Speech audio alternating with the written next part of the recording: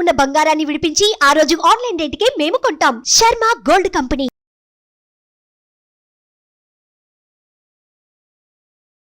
నమస్తే, welcome to Suman TV. నేను మీ యామ్ని. ప్రస్తుతం మనతో ఉన్నారు ప్రముఖ ఆధ్యాత్మికవేత్త డాక్టర్ అనంతలక్ష్మి గారు ఉన్నారు. అమ్మని అడిగి మనకున్న సందేహాన్ని అడిగి తెలుసుకుందాం. నమస్తే అమ్మ. నమస్తే తల్లి. అమ్మ, ఇప్పుడు మనకి భీష్మ అష్టమి ఉంది, అలానే భీష్మ ఏకాదశి కూడా ఉంది కదమ్మా. ఇప్పుడు భీష్ముడి పేరు మీద ఇలా రెండు ఎందుకున్నాయమ్మా? అసలు భీష్మాష్టమి గాని భీష్మ ఏకాదశి గాని దేనికి వచ్చాయంటారు? భీష్ముడు శరీరం వదిలినటువంటి రోజు అన్న దృష్టితో వచ్చాడు, అంతే కదా. మరి అష్టమి నాడు శరీరం వదిలేడా, ఏకాదశి నాడు వదిలేడా? తర్వాత దీనికన్నా ఇంకొక సీరియస్ ప్రశ్న ఒకటి వస్తుంది. భీష్ముడు శరీరం వదలడానికి యుద్ధంలో పడిపోతే, అయ్యయ్యో ఇప్పుడు ప్రాణం వదులుతావా నాయన, ఉత్తరాయణం రాని అని చెప్పి వాళ్ళమ్మ గంగాదేవి ఆకాశంలో తిరిగే హంసల చేత కబురు పంపించింది. ఏం లేదు, నాకు ఎప్పుడైనా శరీరం వదిలేటటువంటి వరం ఉంది గనక నేను ఇది వచ్చాకే, ఉత్తరాయణం వచ్చాకే శరీరం వదులుతాను అన్నాడు. ఉత్తరాయణం ఎప్పుడు వచ్చింది? సంక్రాంతి నాడు వచ్చింది. ఇప్పుడు భీష్మాష్టమి ఎప్పుడు వస్తుంది? తర్వాత ఎన్నాళ్ళకి? నెల 15 రోజులు అవుతాం.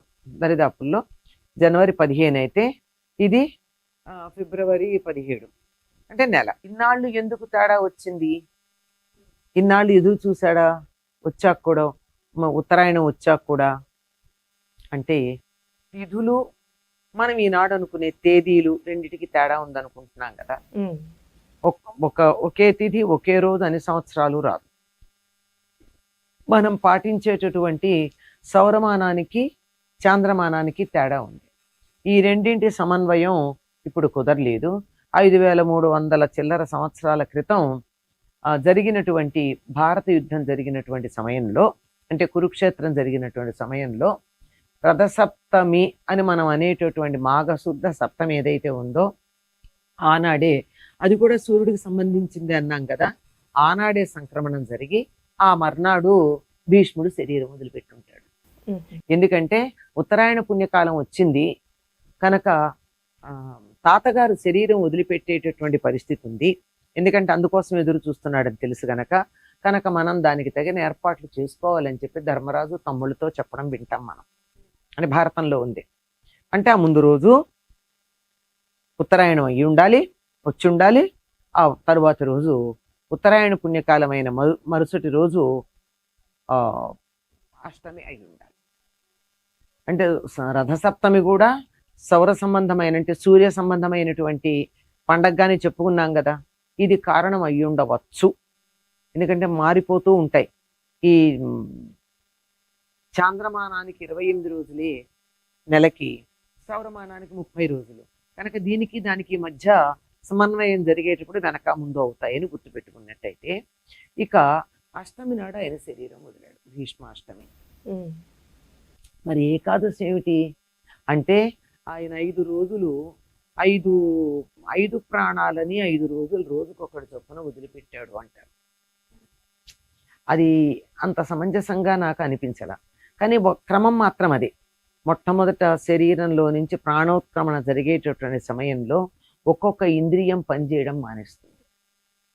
ముందు కళ్ళు పనిచేయవు. చాలామంది వార్ధకంతో చనిపోయేవాళ్ళు, యాక్సిడెంట్స్ రోగాలు కాకుండా వార్ధకంతో చనిపోయేటటువంటి వాళ్ళు ఉంటే వాళ్ళకి ముందు ఒక్కొక్క ఇంద్రియం పనిచేయడం మానేస్తాయి.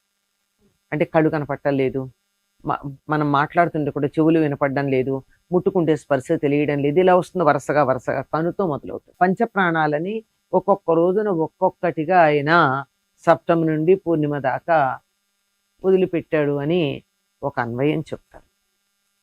ఆ అన్వయం వినడానికి బాగుంది, అంతే కదా. మరి భీష్మ ఏకాదశి అష్టమి నాడే శరీరం వదిలితే మరి భీష్మ ఏకాదశిని పేరు ఎందుకు వచ్చింది అంటే, దానికి ఏదో ఒక కారణం ఉండుంటుందని ఊహలు చేయటమే ఇది కూడా. ఎందుకంటే సాక్షాత్తు శ్రీ మహావిష్ణువుని కంటితో చూస్తూ, నోటితో కీర్తిస్తూ, తాను కీర్తించినటువంటి దాన్ని తానే తన చెవులతో వింటూ, కృష్ణుడి యొక్క శరీరం మీద ధరించిన తులసిమాల యొక్క పరిమళాన్ని తాను ఆస్వాదిస్తూ ముక్కుతో ఇలా పంచేంద్రియాలతోనూ భగవంతుడి యొక్క అస్తిత్వాన్ని తాను అనుభూతి చెందుతూ ఆ సమయంలో చెప్పాడు కదా, స్తుతి చేశాడు. విష్ణు సహస్రనామం అన్న పేరుతో మనకున్నది. అటువంటి గొప్ప శరీరం వదిలేటటువంటి వాడు, అంత అంత గొప్పగా శరీరం వదిలేటటువంటి భీష్ముడు విష్ణువుకి ప్రీతిపాత్రమైనటువంటి ఏకాదశి నాడు శరీరం వదులుంటాడు అన్న ఒక ఊహ చాలా మంది. లేదా భీష్మ నిర్యాణం తర్వాత భీష్ముడే కదా విష్ణు సహస్రనామం చెప్పింది. అందువల్ల ఆ తర్వాత వచ్చేటటువంటి ఏకాదశికి ఒక్కొక్క ఏకాదశికి ఒక్కొక్క పేరు ఉంది కదా, అట్లా భీష్మ ఏకాదశి అని పేరు పెట్టారు అని చెప్తారు. ఏదో కామద ఏకాదశి, నిర్జల ఏకాదశి, తొలి ఏకాదశి, ఇలా ప్రతి ఉత్థాన ఏకాదశి, పరివర్తన ఏకాదశి, ఇలా ప్రతి వాటికి పేర్లు ఉన్నాయి. అట్లాగే దీనికి కూడా భీష్ముడి పేరు మీదుగా భీష్మ ఏకాదశి అని పేరు వచ్చింది అని చెప్తూ ఉంటారు. ఇది అవ్వచ్చు, అదే అవ్వచ్చు, ఎందుకంటే ఎవరికి తోచిన అన్వయం వాళ్ళు చేసుకుంటూ ఉంటారు.